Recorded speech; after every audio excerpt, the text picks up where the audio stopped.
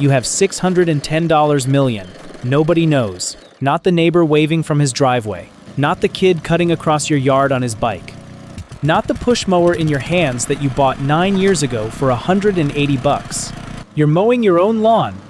A Saturday morning in a quiet subdivision south of Kansas City. 8:40. Before the heat sets in.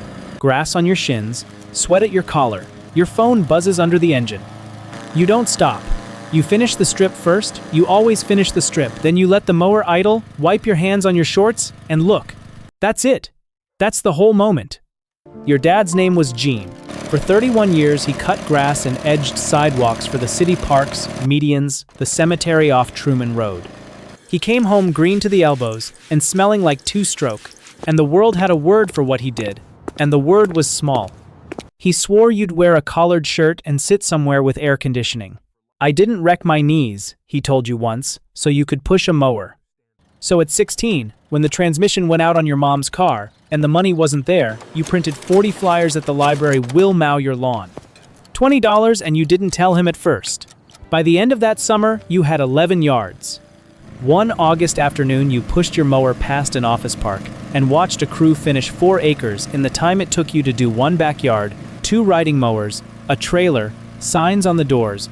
Somebody had signed a contract once, and now those machines turned grass into money every Tuesday, whether the owner showed up or not. You thought about your dad pushing a city mower for a paycheck that stopped the day his knees did? You weren't angry. You just saw, for the first time, the whole distance between the man pushing the mower and the man who owns it.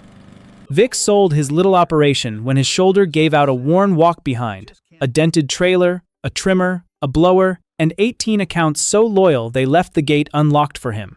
"The mower's the cheap part," he said. "The 18 people who trust you in their backyard every Thursday. That's the 20 years. $2,200. First month, after gas and a bent blade, and the insurance you finally bought, you cleared $360. Your cousin made fun of the trailer in your mom's driveway. But you weren't looking at the $360, you were looking at what it proved. A thing that turned a Thursday into money. The architecture worked. That was all it had to do. 2 years later, you hired Andre Early in steel-toed boots, did the edges without being told. The first morning he ran the route alone, you were 2 miles away with a coffee and a list of yards to bid, and money was coming in that you weren't lifting a finger for. Mowing it yourself was a job. The second Andre pulled away with that trailer, it became a business, something that ran without you. So you bought a second mower, a second trailer, a second crew, and started bidding strip malls, apartment complexes, and HOA boards that argue for an hour about mulch. Stan ran Stan's Lawn and Landscape for 26 years, 8 trucks, a pole barn full of X-marks, and a wall of contracts, HOAs, office parks, a retail center, a couple of churches. He was 64, his wife 2 years gone, his kids in Texas and uninterested. He didn't list with a broker, his parts guy told you, because everyone in the green industry knew the quiet kid with 2 crews who paid his suppliers on the first. Gross just over $1.2 million a year, netting about $210,000. He wanted $900,000. You didn't have it, so you offered $200 down and the rest over 6 years out of the company's own contracts. He stirred his coffee a long time. Then he said yes. You left his name on the trucks for a year because the name was the contract. Then you tightened the roots, put GPS in the trucks, and netted $290 on the same contracts Stan had run for 2 to 10. You didn't celebrate. You used it as a down payment. Then you noticed the problem nobody talks about. The lawn business stops. Grass quits in November. The trucks sit, the crews leave, and half don't come back. So you looked at 8 trucks in a snowy lot and did the math. The same truck that pulls a mower trailer in July pushes a plow in January. The grocery lot has to be clear by 6 a.m. Or somebody slips and they get sued. Snow doesn't care about a recession, it just falls. And somebody has to move it. And they pay a premium for certainty at 4 in the morning. You bought plows and a brine tank. By the 3rd winter, you had the grocery chain, 2 hospitals, and a piece of the city. And now the trucks ran 12 months, and the good crews stayed. Nobody makes a video about salt contracts. You took that as a compliment. The next 10 years looked like almost nothing. No sale, no headline, no single Tuesday you could point to. 1 company became 2, then 4 aging owner, good contracts, seller financing, name left on the trucks for a year. You added irrigation. because the customer who needs the lawn mowed needs the sprinklers blown out in October. You added installs for new subdivisions and snow across all of it. You bought your own yard, 15 acres, a shop, a salt dome the size of a small church. Around year 7, it stopped being a pile of lawn companies and became an operating company with recurring revenue and a book of contracts long enough that the banks stopped squinting. You learned once, the hard way. A manager skimmed 90 grand through a plow sub that didn't exist, so now every dollar gets checked against the GPS logs. You raised your bids 3% every renewal and shaved the routes until trucks that drove 60 miles drove 55% across 400 trucks, worth $600,000 a year. And nobody saw it, because there's no audience for the slow work. The decade that built the money was the decade nobody would have watched, because everything happening looked exactly like grass from the outside. Tyler calls on a Wednesday. No reason, just calling. You've known each other since the 8th grade, since the day he covered for you when your dad got the diagnosis. He's the one person from before who's never wondered what you're worth, because it's never occurred to him the answer is anything but doing okay. He's been turning wrenches 15 years. Leasing 2 bays from the old man who owns the building, and the old man is retiring and wants to sell to Tyler first because Tyler kept the place alive. A real shot at owning instead of renting for life. He needs $70,000. He's got 19 saved. You do the math without meaning to your company. Throws that off in 10 days of plowing. You could send it before he finishes the sentence. You don't. You say you need to think about it. 3 days later, he stops texting back. 2 weeks of silence, the weight of being misread by the one person who's known you the longest. So on a Saturday, you drive to the shop. Don't text first. He rolls out from under a Camry, looks at you a second, and nods toward the back office. You sit there 3 hours and go through the deal line by line, the appraisal, the taxes. He never had to think about what happens in month 16 if a slow season costs him 15% of his car count. He doesn't know. Nobody ever asked him. You find 2 things he didn't know existed: an SBA loan for exactly this kind of purchase, and a city fund for businesses buying their own building. He qualifies for both.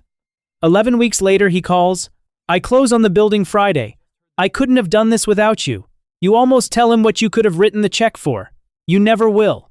Because if you'd sent the money, every slow February would have carried the weight of your $70,000, and he'd have spent his life quietly wondering if it was ever really his.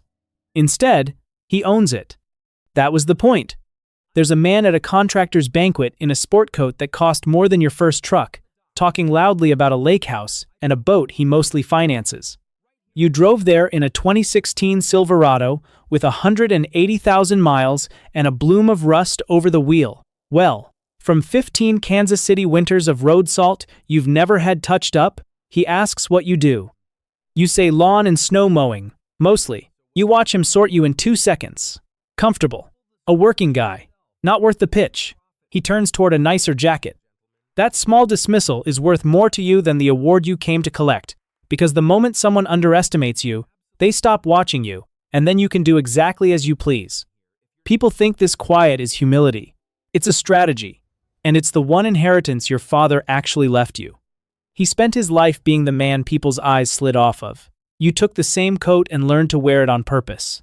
The rust isn't neglect, it's armor. It's also lonely. There are rooms nobody gets to walk into, but you learned a long time ago what opening the wrong one costs. The email comes in on a Saturday while you're mowing that quarter-acre push mower, grass on your shins, 8:40 before the heat. The kind of chore that asks nothing of you. That was the point. Your phone buzzes under the engine. You finish the strip, let the mower idle, and look. It's from Don, your accountant, of 11 years. Subject line: Annual Valuation Final. Times New Roman. No exclamation marks, just numbers in the order he always puts them. The number at the top is $610 million. You read it once. You read it again. Down the street, a man drags a recycling bin to the curb a day early. A sprinkler kicks on and a dog barks at it. Nobody is looking at you. Nobody knows. You thought it would feel like something, a seam between a before and an after. There's no seam. There's just the yard, the mower idling at your hip, and the smell of cut grass that's meant the same thing to you since you were 16. The life that made this was so ordinary, your own father didn't believe it was worth doing. You reply with 3 words. Thanks. Looks right. You're tipping the mower up to clear the deck when a kid comes up the driveway on foot. Maybe 12. Already sweating. He's got flyers printed at a library, the toner a little streaky, and he holds one out mowing lawns this summer. $20. Does the edges too. Will mow your lawn. $20. You take his number, and you mean it, because 2 of your route managers started exactly like this. He heads to the next house, and you think about the only money question that ever mattered, the one you started asking somewhere in that long, quiet decade. Not can I afford it? Not do I deserve it? Just, what's this worth in 11 years if I leave it alone? A mower, a Thursday, a name on a contract. The number that comes back is always bigger than the thing in your hand. He knocks on a door at the corner and holds out his streaky flyer to a stranger. He thinks he's asking for $20. Maybe he's standing in the lobby of his first business. Your dad did this exact work for 31 years and went to his grave thinking it was small, and he was wrong. Not about the work, he was the best you ever saw. He was wrong about the audience. The audience was never worth building a life for. He just never got the chance to find that out. You did. Real wealth was never the number in Don's email. It's this a Saturday with nothing required of it, a mower that starts, a quarter acre that's yours, and a quiet, you never have to explain to anybody. That's enough. It's more than enough. It might be the whole thing.